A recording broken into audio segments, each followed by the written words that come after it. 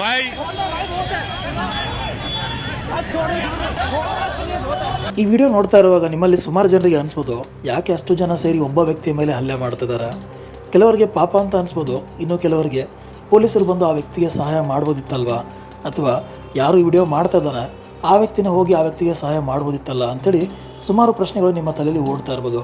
ಆದರೆ ಆ ವ್ಯಕ್ತಿಯನ್ನು ಯಾಕೆ ಹೊಡಿತಿದ್ದಾರೆ ಅಂತ ಗೊತ್ತಾದರೆ ನಿಮ್ಮ ಪ್ರಶ್ನೆಗಳಿಗೆ ನಿಮ್ಮಲ್ಲೇ ಉತ್ತರ ಸಿಗುತ್ತೆ.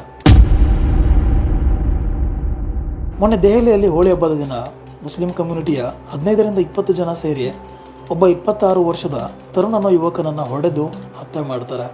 ಆ ಥರ ಹತ್ಯೆ ಮಾಡಿದವರಲ್ಲಿ ಈ ವ್ಯಕ್ತಿ ಕೂಡ ಒಬ್ಬ. ಆ ಕಾರಣಕ್ಕೇ ಜನ ಇವನನ್ನು ಹೊಡಿತಾ ಇರೋದು. ಇಲ್ಲಿ ಜನ ಮಾಡ್ತಿರೋದು ಸರಿನಾ ತಪ್ಪು ಅಂತ ಕೇಳಿದ್ರೆ ಅಫ್ಕೋರ್ಸ್ ಕಾನೂನು ಪ್ರಕಾರ ನೋಡಿದ್ರೆ ಆ ಜನ ಮಾಡ್ತಿರೋದು ತಪ್ಪೆ. ಆದರೆ ಜನ ತಮ್ಮ ಆಕ್ರೋಶನ ಈ ರೀತಿ ತೋರಿಸ್ತಾ ಇದ್ದಾರೆ ಅಷ್ಟೇ. ಬನ್ನಿ ಹಾಗಿದ್ರೆ ಆ ದಿನ ಅಲ್ಲಿ ಆ್ಯಕ್ಚುಲ್ ಆಗಿ ಏನು ನಡೀತು ಅನ್ನೋದನ್ನು ಡೀಟೇಲ್ ಆಗಿ ನೋಡೋಣ. ಅದು ಮಾರ್ಚ್ 4, 2026 ರಾತ್ರಿ ಸುಮಾರು 10 ಗಂಟೆ ಹೋಳಿ ಹಬ್ಬದ ದಿನ. ತರುಣ್ ಕುಟುಂಬದಲ್ಲಿ ಒಂದು 7 ವರ್ಷದ ಹುಡುಗಿ ನೀರಿನ ಬಲೂನಿಂದ ಟೆರೆಸ್ ಮೇಲೆ ಆಟ ಆಡ್ತಿರ್ತಾಳೆ. ಹೀಗೆ ಆಡ್ತಿರುವಾಗ ಒಂದು ನೀರಿನ ಬಲೂನು ರಸ್ತೆಗೆ ಬೀಳುತ್ತೆ. ಅದೇ ಸಮಯಕ್ಕೆ ಅದೇ ರಸ್ತೆಯಲ್ಲಿ ಸಾಯಿರಾ ಅನ್ನೋ ಒಬ್ಬಳು ಮುಸ್ಲಿಂ ಮಹಿಳೆ ನಡೆದುಕೊಂಡು ಹೋಗ್ತಾ ಇರ್ತಾಳೆ. ಆ ಒಂದು ನೀರಿನ ಬಲೂನು ಅವಳ ಕಾಲ ಹತ್ರ ಬೀಳುತ್ತೆ. ಬಿದ್ದು ಸ್ವಲ್ಪ ಹನಿ ನೀರು ಅವಳ ಕಾಲ ಮೇಲೆ ಬೀಳುತ್ತೆ. ಇಷ್ಟೇ ಆಗಿದೆ ತಡ ಆ ಮಹಿಳೆ ಜಗಳಕ್ಕೆ ನಿಲ್ತಾಳೆ. ತರುಣ್ ಕುಟುಂಬಕ್ಕೆ ಕೆಟ್ಟ ಪದಗಳಿಂದ ಬೈಯೋದಕ್ಕೆ ಶುರು ಮಾಡ್ತಾಳೆ.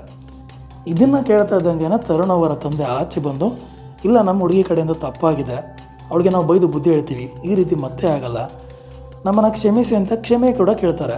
ಆದರೆ ಆ ಮಹಿಳೆ ಇದನ್ನು ಇಷ್ಟಕ್ಕೆ ನಿಲ್ಲಿಸಲ್ಲ. ಯಾಕಂದರೆ ಈ ಎರಡು ಕುಟುಂಬಗಳ ಮಧ್ಯೆ ಈ ರೀತಿ ಜಗಳ ಆಗಿರೋದು ಇದೇನು ಮೊದಲನೇದಲ್ಲ. ಈ ಹಿಂದೆ ಕೂಡ ಕಸ ಚೆಲ್ಲೋ ವಿಚಾರಕ್ಕೋ ಅಥವಾ ಡ್ರೈನೇಜ್ ವಿಚಾರಕ್ಕೋ ಆ ಎರಡು ಕುಟುಂಬಗಳ ಮಧ್ಯೆ ಹಿಂದೆ ಕೂಡ ಜಗಳ ಆಗಿರುತ್ತೆ. ಆದರೆ ಅದು ಈ ಮಟ್ಟಕ್ಕೆ ಹೋಗುತ್ತೆ ಅನ್ನೋದು ಅವ್ರಿಗೆ ಗೊತ್ತಿರಲಿಲ್ಲ.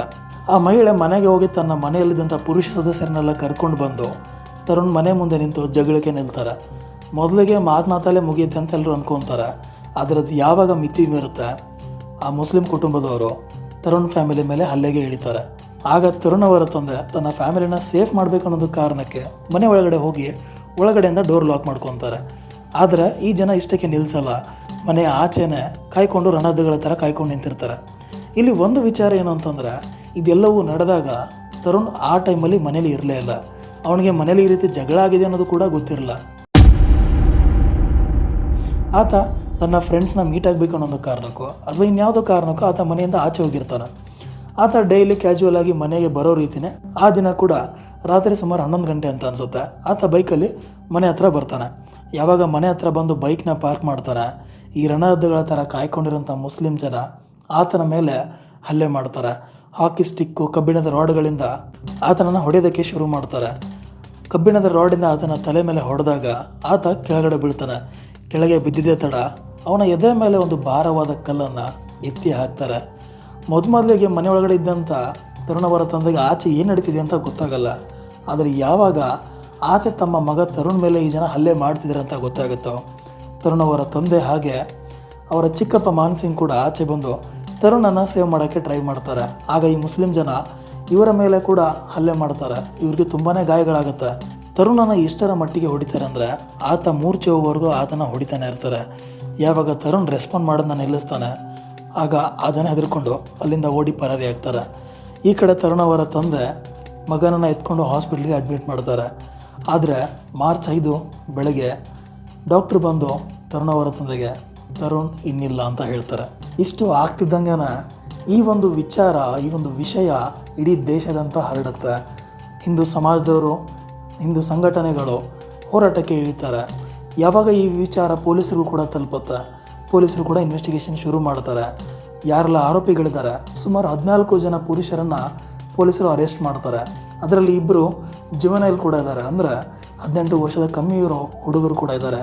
ಇಲ್ಲೇ ಯೋಚನೆ ಮಾಡಿ, 18 ವರ್ಷದ ಕಮ್ಮಿ ಇರೋಂಥ ಹುಡುಗರು ಕೂಡ ಹತ್ಯೆ ಮಾಡೋಕ್ಕೆ ಮುಂದಾಗ್ತಿದ್ದಾರೆ ಅಂತಂದರೆ ನಮ್ಮ ದೇಶ ಎಲ್ಲಿಗೆ ಹೋಗ್ತಾ ಇದೆ. ಇನ್ನು ಮಾರ್ಚ್ 9ಕ್ಕೆ ಯಾರು ಈ ಜಗಳಕ್ಕೆ ಕಾರಣ ಆದರು, ಯಾರು ಈ ಜಗಳವನ್ನು ಪ್ರೇರೇಪಿಸಿದ್ರು, ಆ ಸಾಯಿರಾ ಅನ್ನೋ ಮಹಿಳೆಯನ್ನು ಕೂಡ ಪೊಲೀಸರು ಕಸ್ಟಡಿಗೆ ತಗೊತಾರೆ. ಆ ಮಹಿಳೆ ಜೊತೆ ಅದೇ ಟೈಮಲ್ಲಿ ಇನ್ನೂ 2 ಮಹಿಳೆಯರು ಕೂಡ ಇರ್ತಾರೆ. ಆ 2 ಮಹಿಳೆಯರನ್ನು ಕೂಡ ಪೊಲೀಸರು ತಮ್ಮ ಕಸ್ಟಡಿಗೆ ತೊಗೊಂಡಿದ್ದಾರೆ. ಇನ್ನು ಇದನ್ನೆಲ್ಲ ಬಿಟ್ಟು ಮೊನ್ನೆ ಇನ್ನೊಂದು ಬುಲ್ಡೋಜರ್ ಒಂದು ಬಿಲ್ಡಿಂಗನ್ನು ಬೀಳಿಸ್ತಿರುವಂಥ ವಿಡಿಯೋ ಕೂಡ ತುಂಬಾ ವೈರಲ್ ಆಯಿತು. ಸುಮಾರು ಜನ ಅಂದ್ಕೊಂಡಿದ್ದಾರೆ ತರುಣನ ಹತ್ಯೆ ಮಾಡೋದಕ್ಕೆ ಹಿಂದೂ ಸಮಾಜದವರೇ ಬಂದು ಆ ಒಂದು ಬಿಲ್ಡಿಂಗನ್ನು ಬೀಳಿಸುವಂಥ ಕೆಲಸ ಮಾಡಿದ್ದಾರೆ ಅಂತ. ಬಟ್ ಅಲ್ಲಿ ಆ್ಯಕ್ಚುಲ್ ಆಗಿ ನಡೆದಿದ್ದೇ ಬೇರೆ. ಯಾವಾಗ ಈ ಒಂದು ಇನ್ಸಿಡೆಂಟ್ ನಡೆಯುತ್ತೆ, ಪೊಲೀಸವರು ಇನ್ವೆಸ್ಟಿಗೇಷನ್ ಶುರು ಮಾಡ್ತಾರೆ. ಹಾಗೆ ಆ ಮುಸ್ಲಿಂ ಕುಟುಂಬದ ಬ್ಯಾಕ್ಗ್ರೌಂಡ್ ಕೂಡ ಚೆಕ್ ಮಾಡ್ತಾರೆ. ಹೀಗೆ ಚೆಕ್ ಮಾಡುವಾಗ ಅವ್ರಿಗೆ ಗೊತ್ತಾಗಿದ್ದೇನೆಂದರೆ, ಆ ಮುಸ್ಲಿಂ ಕುಟುಂಬದ ಮನೆ ಏನಿರುತ್ತೆ ಆ ಮನೆಯ ಸ್ವಲ್ಪ ಭಾಗ ಅಕ್ರಮವಾಗಿ ಕಟ್ಟಿಸಿರ್ತಾರೆ. ಅಂದರೆ ಗೌರ್ಮೆಂಟ್ ಜಾಗ ಏನಿರುತ್ತೆ ಅಲ್ಲೂ ಕೂಡ ಅವರ ಮನೆಯನ್ನು ಅವರು ಎಕ್ಸ್ಪಾಂಡ್ ಮಾಡಿರ್ತಾರೆ. ಹಾಗೆ ಮನೆಯ ಎತ್ತರದಲ್ಲೂ ಕೂಡ ಅವರು ಪರ್ಮಿಷನ್ 2 ಅಂತಸ್ತಿಗೆ ತೊಗೊಂಡಿರ್ತಾರೇನೋ, ಆದರೆ ಅವರು ಬಿಲ್ಡಿಂಗನ್ನು 3ರಿಂದ 4 ಅಂತಸ್ತನ್ನು ಕಟ್ಟಿಸಿರ್ತಾರೆ. ಆ ಒಂದು ಕಾರಣಕ್ಕೂ ಕೂಡ ಆ ಒಂದು ಬಿಲ್ಡಿಂಗನ್ನು ಎಷ್ಟು ಭಾಗವನ್ನು ಅಕ್ರಮವಾಗಿ ಕಟ್ಟಿಸಿದ್ದಾರೆ ಅಷ್ಟು ಭಾಗವನ್ನು ಮಾತ್ರ ಗೌರ್ಮೆಂಟ್ ಅವರೇ, ಅಂದರೆ ಸರ್ಕಾರದವರೇ ಬುಲ್ಡೋಜರ್ನ ಕಳಿಸಿ ಅಷ್ಟು ಭಾಗವನ್ನು ಮಾತ್ರ ಬೀಳಿಸುವಂಥ ಕೆಲಸ ಮಾಡಿರುವಂಥದ್ದು. ಇಲ್ಲಿ ಸುಮಾರು ಜನರೇ ಹೋಗಿ ಬಿಲ್ಡಿಂಗನ್ನು ಬೀಳಿಸಿದ್ದಾರೆ ಅಂತ ಅಂದ್ಕೊಂಡಿದ್ದಾರೆ. ಬಟ್ ಅದೆಲ್ಲವೂ ಸುಳ್ಳು. ಇದನ್ನು ಗೌರ್ಮೆಂಟ್ ಅವರೇ ಮಾಡಿರುವಂಥದ್ದು. ಇದು ಒಂದು ರೀತಿ ಒಳ್ಳೆಯ ವಿಚಾರನೇ. ಯಾರೆಲ್ಲ ಅಕ್ರಮವಾಗಿ ಬಿಲ್ಡಿಂಗನ್ನು ಕಟ್ಟಿಸಬೇಕು ಅಂತ ಯೋಚನೆ ಮಾಡ್ತಿದ್ದಾರೆ, ಏನೇ ಮಾಡಿದ್ರು ಗೌರ್ಮೆಂಟ್ ಏನು ಮಾಡಲ್ಲ ಅಂತ ಅಂದ್ಕೊಂಡಿದ್ದಾರೆ, ಅವ್ರಿಗೆ ಇದೊಂದು ಎಚ್ಚರಿಕೆ ಅಷ್ಟೇ. ಅದೇನೇ ಆಗಲಿ, ಒಂದು ಚಿಕ್ಕ ಮ್ಯಾಟ್ರಿಗೆ ಆ ಒಂದು ವ್ಯಕ್ತಿನ ಹತ್ಯೆ ಮಾಡಿರೋದು ಮಾತ್ರ ತುಂಬಾ ತಪ್ಪು. ಅದು ಕೂಡ 26 ವರ್ಷ ಪ್ರೀತಿಯಿಂದ ಬೆಳೆಸಿದಂಥ ತಂದೆ ತಾಯಿಗೆ ಅದು ಎಷ್ಟು ಆಘಾತ ಆಗಿರುತ್ತೆ, ಎಷ್ಟರ ಮಟ್ಟಿಗೆ ನೋವು ಕೊಡ್ತಾ ಇರುತ್ತೆ. ಈ ಒಂದು ವಿಡಿಯೋನ ನೋಡ್ತಾ ಇದ್ರೇ ಗೊತ್ತಾಗುತ್ತೆ. ಅಷ್ಟು ವರ್ಷ ಪ್ರೀತಿಯಿಂದ ಬೆಳೆಸಿದಂಥ ಮಗ ಇವಾಗ ಕಣ್ಮುಂದೆ ಇಲ್ಲ ಅಂದರೆ ಎಷ್ಟು ಬೇಜಾರಾಗುತ್ತೆ. ಅದು ಕೂಡ ಅವನು ಮಾಡದೇ ಇರೋಂಥ ತಪ್ಪಿಗೆ ಆ ಜನ ಇವನನ್ನು ಹತ್ಯೆ ಮಾಡಿದ್ದಾರೆ ಅಂದರೆ ನಿಜವಾಗ್ಲೂ ಮನಸ್ಸಿಗೆ ಬೇಜಾರಾಗುತ್ತೆ. ಪ್ರತಿ ಸಾರಿ ನಾವು ಹಿಂದೂ ಮುಸ್ಲಿಂ ಅವರು ಅಣ್ಣ ತಮ್ಮಂದ್ರ ಥರ ಇರಬೇಕು ಅಂತ ಅಂದ್ಕೊಂಡಾಗಲೆಲ್ಲ ಯಾವುದೋ ಒಬ್ಬ ವ್ಯಕ್ತಿಯಿಂದ ಈ ಒಂದು ಬಾಂಧವ್ಯದ ಮಧ್ಯೆ ಬಿರುಕು ಬರ್ತಾನೆ ಇರುತ್ತೆ. ಇದು ಯಾವಾಗ ಸರಿ ಹೋಗುತ್ತೋ ಅಥವಾ ಸರಿ ಹೋಗುತ್ತೋ ಇಲ್ವೋ ಅದು ಕೂಡ ಗೊತ್ತಿಲ್ಲ. ಅದೇನೇ ಆಗಲಿ, ಸದ್ಯಕ್ಕೆ ಪೊಲೀಸರು ಆರೋಪಿಗಳನ್ನು ಅರೆಸ್ಟ್ ಮಾಡಿದ್ದಾರೆ. ಅವರಿಗೆ ನ್ಯಾಯಾಲಯ ಏನು ಶಿಕ್ಷೆ ಕೊಡುತ್ತೆ ಅನ್ನೋದನ್ನು ನೋಡಬೇಕಷ್ಟೇ. ಹೋಪ್ ನಿಮಗೆ ವಿಡಿಯೋ ಇಷ್ಟ ಆಗಿದೆ ಅಂತ ಅನ್ಕೊತೀನಿ. ವಿಡಿಯೋ ಇಷ್ಟ ಆಗಿದ್ದರೆ ಲೈಕ್ ಮಾಡಿ, ಶೇರ್ ಮಾಡಿ, ಹಾಗೆ ಚಾನಲ್ನ ಸಬ್ಸ್ಕ್ರೈಬ್ ಮಾಡಿ. Thank you.